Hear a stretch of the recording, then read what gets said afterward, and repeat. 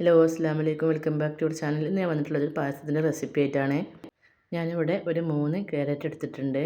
ഇത് നമുക്കൊന്ന് കുക്കറിലിട്ടിട്ട് നന്നായിട്ടൊന്ന് വേവിച്ചെടുക്കാം.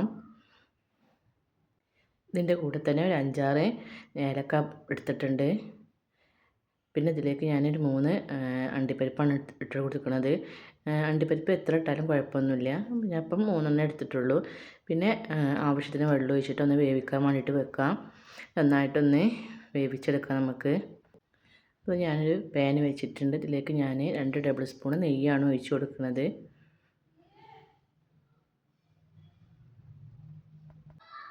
എന്നിട്ട് ഇതിലേക്ക് ഞാൻ അണ്ടിപ്പരിപ്പ് ചേർത്ത് കൊടുക്കുന്നുണ്ട്. നന്നായിട്ട് മൂപ്പിച്ച് എടുത്തതിന് ശേഷം ഇതിലേക്ക് ഞാൻ മുന്തിരിയും കൂടി ചേർത്ത് കൊടുത്തിട്ടൊന്ന് വറുത്ത് കോരുകയാണ്.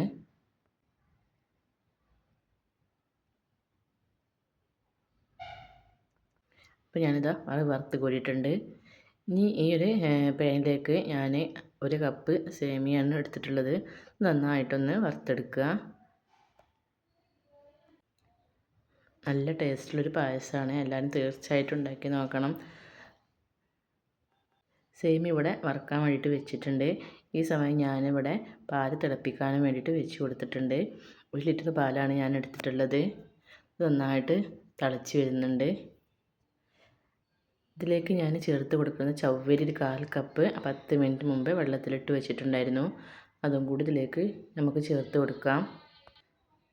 അപ്പോൾ ആ വെള്ളത്തോടൊക്കെ കൂടിയിട്ടാണ് ഞാനിത് ചേർത്ത് കൊടുത്തിട്ടുള്ളത്.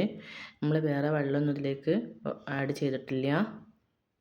നന്നായിട്ടൊന്ന് മിക്സ് ചെയ്ത് കൊടുക്കുക. ഇത് പെട്ടെന്ന് തന്നെ വെന്ത് കിട്ടും. അപ്പോൾ നമ്മൾ പാലും ചവ്വരിയും ഒന്ന് തിളച്ച് വന്നതിന് ശേഷം ഇതിലേക്ക് ഞാൻ സേമിയയാണ് ചേർത്ത് കൊടുക്കുന്നത്. നന്നായിട്ട് വറുത്തിട്ടുള്ള ഇത് നന്നായിട്ടൊന്ന് മിക്സ് ചെയ്ത് കൊടുത്തതിന് ശേഷം ഒരു തിള വന്നതിന് ശേഷം ഇതിലേക്ക് നമ്മൾ നേരത്തെ വേവിച്ചിട്ട് ആ വെള്ളത്തോടൊക്കെ കൂടിയിട്ട് അടിച്ചെടുത്തിട്ടുണ്ടായിരുന്നു നമ്മളെ ക്യാരറ്റ്. അതും കൂടി ഇതിലേക്ക് ചേർത്ത് കൊടുക്കുക. അത് വേവിക്കാൻ വേണ്ടിയിട്ട് വെച്ചിട്ടുള്ള വെള്ളം മാത്രമാണ് ഇതിലേക്ക് ചൂടാറിയതിന് ശേഷം ഒഴിച്ച് കൊടുത്തിട്ട് അരിച്ചെടുത്തിട്ടുള്ളത്. നന്നായിട്ടൊന്ന് മിക്സ് ചെയ്ത് കൊടുക്കുക.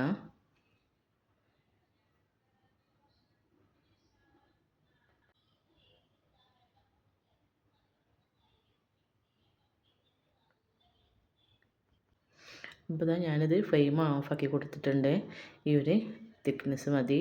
കൂടുതൽ ചൂടാറിയിട്ടുണ്ടെന്നുണ്ടെങ്കിൽ നല്ല തിക്കായി കിട്ടും. അപ്പം ഈ ഒരു പാകത്തിൽ നമുക്കിത് ഫ്ലെയിം ഓഫാക്കി കൊടുക്കാം.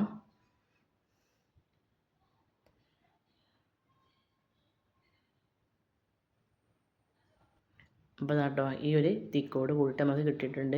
ഇനി കുറച്ച് ലൂസ് ആവണമെന്നുണ്ടെങ്കിൽ നമുക്ക് പാല് ചേർത്ത് കൊടുത്താൽ മതിയാവും. പക്ഷേ ഞങ്ങൾ ഈ ഒരു തിക്നെസ്സിലാണ് കുടിച്ചിട്ടുണ്ടായിരുന്നത്. നല്ല ടേസ്റ്റ് ഉണ്ടായിരുന്നു.